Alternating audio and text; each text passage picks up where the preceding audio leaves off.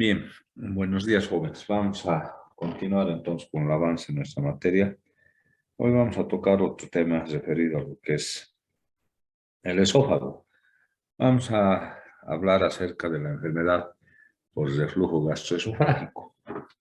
Entonces, enfermedad por reflujo gastroesofágico. Como su nombre indica, es la salida del contenido gástrico hacia el esófago. Normalmente, como hemos visto en la fisiología del esófago, el esófago tiene apertura sincrónica de los esfínteres, tanto del esófago superior como del inferior, lo que condiciona a que todos tenemos un reflujo fisiológico, pero que el propio esófago se ocupa de depurar, o sea, este tipo de reflujo fisiológico que vayamos a tener todos, ¿no es verdad? Pero la enfermedad ya como tal, la enfermedad por reflujo gastroesofágico es una enfermedad mucho más severa donde la presencia de contenido gástrico en el esófago provoca una serie de lesiones que puede dar síntomas a nivel síntomas en el paciente o causar lesiones anatomopatológicas. Entonces, desde el punto de vista clínico, debemos decir que la enfermedad por reflujo gastroesofágico es a veces sintomática y a veces asintomática con lesiones anatomopatológicas como tal.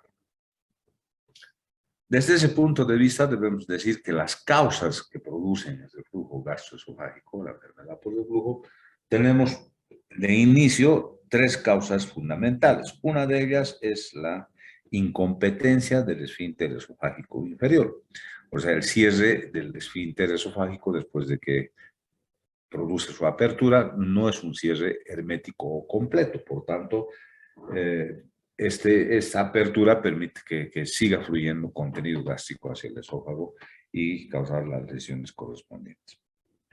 El segundo elemento que debemos considerar es que a través de la onda peristáltica se debe, las ondas peristálticas que se deben, como hemos visto, al acto deglutorio, a la deglución o en su caso también a la función que ejercen ¿cómo se llaman? Los músculos constrictores de la faringe, estas ondas peristálticas no son lo suficientemente adecuadas como para depurar el esófago. ¿Qué quiere decir? Que a través del reflujo que se haya producido, ya sea este fisiológico o patológico, las ondas peristálticas no cumplen la función de vaciar nuevamente el esófago en forma adecuada. Entonces, el vaciamiento esofágico es incompetente, no está cumpliendo su función. Y en tercer lugar, el reservorio gástrico, que parte esencialmente de lo que condiciona lo que es el fondo del estómago, que es de donde empieza a producirse, o sea, la compresión o la distensión gástrica. Esta distensión gástrica es demasiado como les digo, reducida en relación a lo que el contenido gástrico que pueda tener el paciente. Por tanto, la condición del estómago, el reservorio gástrico está alterado. Por tanto, esos tres elementos van a condicionar a que se produzca la enfermedad por reflujo gastroesofágico. Esa es fundamentalmente la enfermedad propiamente dicha en relación a lo que es como tal. Pero no debemos olvidarnos que existe una patología esencialmente que no en todos los pacientes que tienen enfermedad por reflujo se va a producir, pero que tiene una connotación a veces determinante en la presentación del reflujo. Si nosotros entendemos de esta forma, el estómago, esta parte, es así esencialmente, o sea, ingresa y tenemos... Doctor, disculpe, ¿puede mover la cámara un poquito hacia la pizarra, por favor? Sí, eso es lo que estoy haciendo.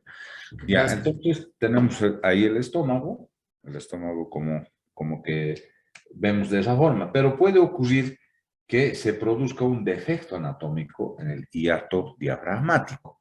Entonces, este defecto anatómico va a condicionar a la presencia de lo que conocemos con el nombre de hernia hiatal.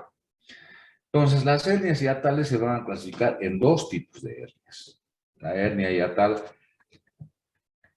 por deslizamiento, donde ocurre que el estómago se desliza y va a estar ocupando parte del tórax en general. Entonces, no existe, va a desaparecer casi por completo lo que es el fondo gástrico y va a deslizarse a la parte torácica. Entonces la hernia ya tal por deslizamiento, o en algunos casos puede ocurrir que el fondo del estómago se meta hacia el tórax de esta forma. Entonces a esta hernia se conoce con el nombre de hernia paraesofágica, que como ustedes entenderán desaparece el esfínter, por lo tanto el reflujo se va a producir con mayor facilidad hacia la parte del esófago inferior.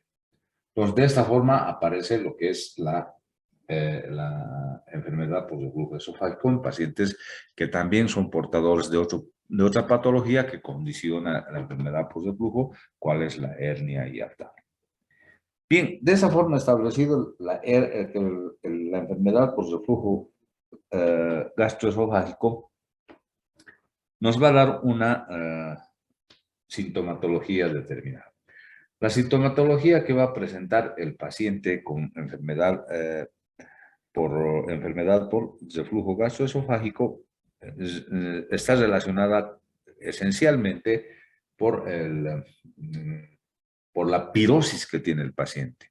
Pirosis es regurgitación que muchas veces va a ser demasiado grande porque el paciente va a referir ardor retroesternal, o sea, lo que corresponde a la pirosis. Y también va a referir esa sensación de querer evacuar el contenido sin presencia de náuseas, sin presencia de un vómito, sino que regurgita fácilmente ese paciente que tiene esta enfermedad, cuando esta es un grado avanzado, ¿no es verdad? Y a veces, o sea, si nosotros nos acordamos, o sea, alguna vez se nos ha producido un reflujo y hemos tenido una sensación de ardor, una sensación de malestar a nivel cervical, con una sensación de picazón, una sensación desagradable que muchas veces se produce por un reflujo. En nuestro caso a veces es de tipo fisiológico, ¿no es verdad? A esa sensación de malestar, de sensación de lo que les digo, o sea, de ardor, de una sensación de asfixia a nivel cervical, se conoce con el nombre de globo histérico. Globo histérico que se presenta en el reflujo gastroesofágico. Como ven, entonces, estos pacientes acuden por ese tipo de sintomatología a la consulta. Pero ocurre de que este reflujo va a causar una serie de lesiones a nivel del esófago inferior, porque no nos olvidemos que el esófago tiene, hemos dicho, un epitelio pavimentoso estratificado, ¿no es verdad? Puede ocurrir que cambie su estructura histológica por la presencia de ácido clorhídrico a nivel del esófago inferior. Y esto va a condicionar ¿a qué? A que se produzca estos cambios histológicos hasta llegar a una patología que se conoce como el esófago de Barrett, que va a condicionar, es un paso previo a la presencia de un adenocarcinoma, que es la presencia de una tumoración del esófago. Entonces, este cambio de estructura de epitelio pavimentoso estratificado va a ir desde la hiperplasia celular, va a convertirse en una displasia y por último se va a producir la metaplasia correspondiente, yendo a lo que es el esófago de Barrett en general. Entonces, estos cambios anatomopatológicos van a ir desde la hiperemia de la mucosa, la mucosa del esófago va a tener una hiperemia característica, ulceraciones superficiales, o sea, a nivel de la mucosa, estas ulceraciones en su evolución se van a profundizar y luego van a causar estenosis y va a ir al esófago de Barrett como tal. Estos cambios histológicos o cambios anatomopatológicos se van a producir en el transcurso de la evolución del esófago de Barrett como tal, o perdón, de la enfermedad por reflujo como tal. Por tanto, entonces hay que tomar en cuenta este tipo de situación, porque si nosotros no tratamos a tiempo, estos cambios histológicos, van a llevar a que el paciente desarrolle un adenocarcinoma. No hay que tomar en cuenta, por eso, la enfermedad por reflujo gastroesofágico. Bien. Examen físico dentro de lo que es el esófago, perdón, la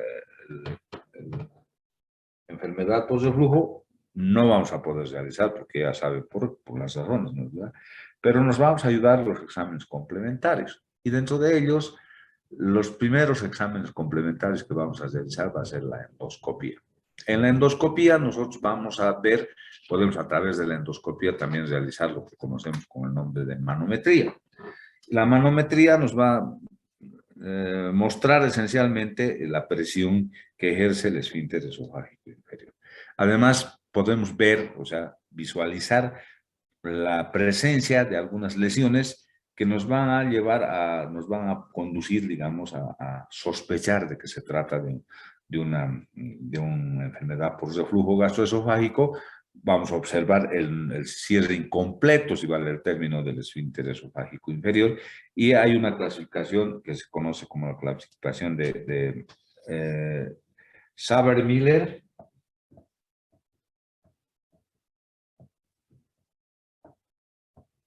que clasifica en 5 grados la visualización del esófago, las lesiones. Primeramente, se puede observar en el grado 1 presencia de erosiones en un pliegue del esófago, uno de los pliegues que hace la mucosa del esófago. El grado 2, estas erosiones se pueden producir a nivel de 2 o 3 o varios pliegues del esófago. Y el grado 3 va a ir a que las lesiones erosivas se van a ir alrededor de todo lo que corresponde al esófago en la parte inferior. El grado 4 ya muestra la presencia de ulceraciones a nivel del esófago inferior y por último va a cambiar la coloración propiamente, presencia de ulceraciones con cambios en la coloración del esófago, lo que nos va a dar a pensar de que se está tratando de un esófago de Barrett como tal. Entonces son los 5 grados. 1, erosiones en un pliegue. 2, erosiones en varios pliegues. 3, las erosiones son circulares, en todos los pliegues. Aparición de ulceraciones el grado 4 y cambio de coloración con ulceraciones que condiciona al esófago de Barrett en general. Es la clasificación de Saber-Miller. Bien, ¿qué otro estudio vamos a realizar? El que nos va a dar esencialmente, o sea, el diagnóstico va a ser el tránsito esófago gastroduodenal. Ahí vamos a observar al paciente, vamos a colocarlo, o sea, una vez que ha ingerido el contraste, colocamos al paciente en una posición de Anti-Trendelenburg, donde va a haber pasaje del estómago hacia el esófago de lo que corresponde ser el contraste. Y también aquí con ese estudio vamos a poder observar si existe o no existe presencia de una hernia hiatal. Por tanto, el diagnóstico final nos va a dar, o sea, el tránsito esófago gastroduodenal, que es esencialmente el diagnóstico final. Frente a lo que hemos observado en relación a la presencia de la enfermedad por reflujo, nosotros vamos a plantear, después del diagnóstico, el tratamiento correspondiente. Por tanto, el tratamiento, vamos a decir que en inicio debemos hacer un tratamiento higiénico dietético. Cuando el paciente empieza a presentar ese tipo de síntomas, entonces lo primero que debemos hacer es tratamiento higiénico dietético y medicamentoso. ¿En qué condiciones? Al paciente hay que recomendarle, o sea, sobre todo en las mujeres, o sea, que no usen ropa ajustada, los cinturones anchos ajustados, todo aquello que condicione a que se produzca. La dieta debe ser exenta de comidas irritantes, comidas que aumenten, si vale el término, la secreción de ácido clorhídrico sobre todo. Debemos decirle al paciente de que no se acueste, o sea, en forma inmediata después de haber ingerido alimentos, de caminar por lo menos media hora antes de acostarse y en lo posible en las noches elevar la cabecera de la cama. Eso no quiere decir que le aumenten almohadas, lo único que van a conseguir aumentando las almohadas es que se doble su cuello, ¿no es verdad? Entonces, al paciente debemos colocarle en una posición anti-Trendelenburg, o sea, en Trendelenburg, ¿no es verdad? Entonces, debemos poner ladrillos en la cabecera, en las patas de la cabecera de la cama para que el paciente duerma en una posición oblicua, ¿no es verdad? Esas son las condiciones higiénicas y dietéticas. ¿Nos podemos ayudar con medicamentos? Sí, podemos darle medicamentos anti-H2 para evitar la producción de ácido clorhídrico o inhibidor de bomba de protones como el omeprazol y también está indicado el uso de los gastroquinéticos. Los gastrocinéticos que son, ustedes ya los conocen, ¿verdad? Hemos hablado de la metoclopramida, la domperidona, cisaprida, cinitaprida, todo aquello que produzca el cierre, o sea, trate de cerrar el esfínter esofágico inferior y abrir el pílori para evitar que se produzca reflujo, ¿no? ¿Verdad? Entonces vamos a tratar de mejorar una de las causas, que es la incompetencia del esfínter esofágico inferior, y además vamos a ver que vamos a provocar que el reservorio gástrico también no condicione el reflujo, porque vamos a provocar la apertura del esfínter del pílori. Este tratamiento lo vamos a realizar por un tiempo determinado, si no conseguimos que se mejore el paciente, entonces vamos a, bajo control de exámenes complementarios, vamos a proponer, si no se puede solucionar, el tratamiento de tipo quirúrgico. El tratamiento de tipo quirúrgico en la actualidad resulta mucho más fácil que antes, porque el abordaje del esófago a veces se hace muy dificultoso por vía de la parotomía convencional, porque a veces está muy metido en la parte del diafragma, ¿no es verdad? Entonces es muy difícil a veces abordar, pero se sigue haciendo ese tipo de tratamiento. En la actualidad ya el tratamiento se lo hace por vía laparoscópica, cuyo abordaje del esófago es mucho más fácil. Entonces podemos abordarlo con mayor facilidad del esófago. Y ahí vamos a plantear la cirugía que se conoce con el nombre de cirugía de Nissen. ¿En qué consiste? En realizar una cirugía antirreflujo. Si nosotros tenemos de esta forma el estómago, aquí tenemos el diafragma. Entonces, ¿en qué consiste la cirugía de Nissen?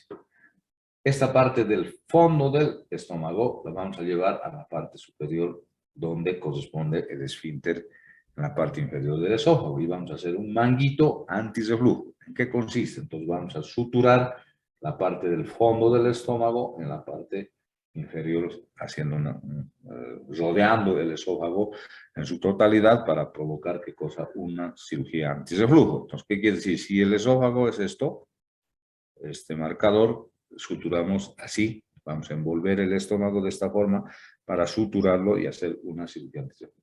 Lógicamente, esto debemos realizar, ahora en la actualidad realizamos bajo control endoscopio para no cerrar herméticamente y provocar ya también una estenosis del esófago. Entonces debemos cerrar en forma adecuada para provocar que no haya el reflujo correspondiente. Esa es la cirugía de Nissen. Ahora hay otra cirugía que es la Colles-Nissen, que es una cirugía que se hace por la parotomía. Esta cirugía viene con la ayuda de lo que se conoce con el nombre de los staples o suturas mecánicas. ¿En qué consiste? Se coloca un stapler en una guía en la parte del fondo del estómago y se hace el corte correspondiente de esta forma. Entonces, la guía hace que se corte y se suture de esta forma, cosa que queda así el estómago. Entonces, ¿qué hacemos con esto? Esta parte que ha quedado aquí, lo vamos a llevar el manguito a la parte inferior del estómago. Entonces, en eso consiste primero el corte correspondiente en el estómago y después la parte que corresponde llevar a lo que es el esófago como tal. Y por último, tenemos la cirugía de Pinotti. Como ven, o sea, a veces son variantes nada más de la cirugía. La cirugía de Pinotti es la misma de Nissen, con la salvedad de que la sutura del estómago, del fondo del estómago, no es completa, sino está en la mitad del esófago. O sea, no sutura en forma completa, cosa que la cara anterior del esófago inferior quede libre. Entonces, todas estas cirugías se deben hacer bajo control endoscópico para evitar el cierre demasiado fuerte de lo que es el esfínter esofágico inferior.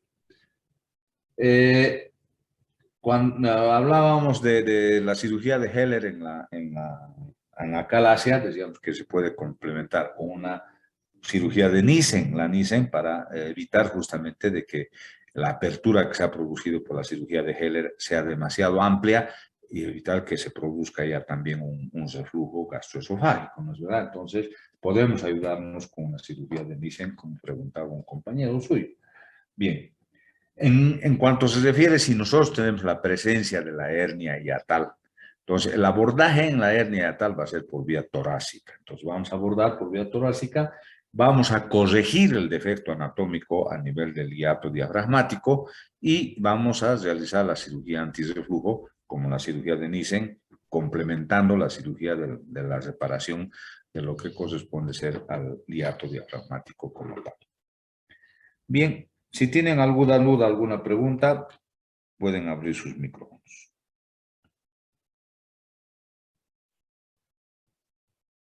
Doctor, las tres cirugías son infradiafragmáticas, ¿verdad? Sí, son por debajo del diafragma, son por abordaje abdominal. Gracias, doctor.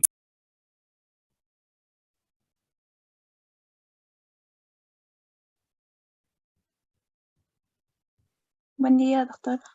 Bueno, Cuando un paciente de más o menos de unos 50 años a 60 dice que cuando ingiere cualquier alimento o agua o algún, te dije que come y a unos 5 segundos o 10 segundos todo lo vuelve a botar.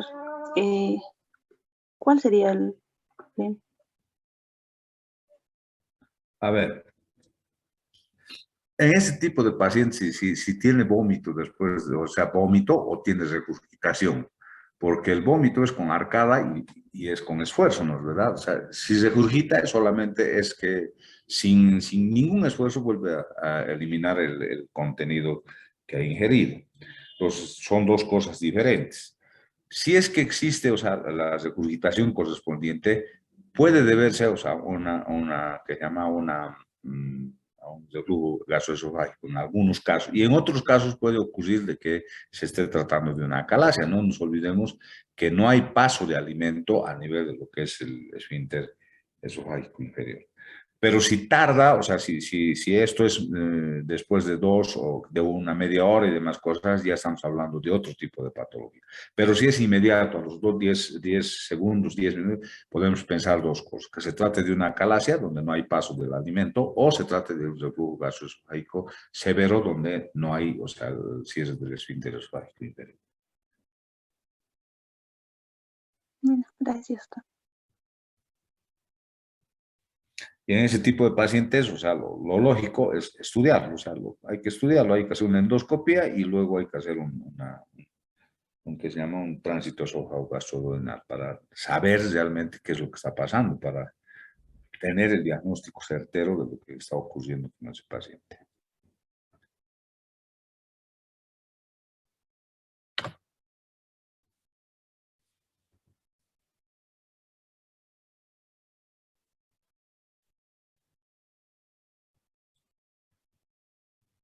Bien, si ya no hay más preguntas, nos vemos con ustedes el próximo jueves. Ya saben que el martes no pasamos ya clases, ¿no?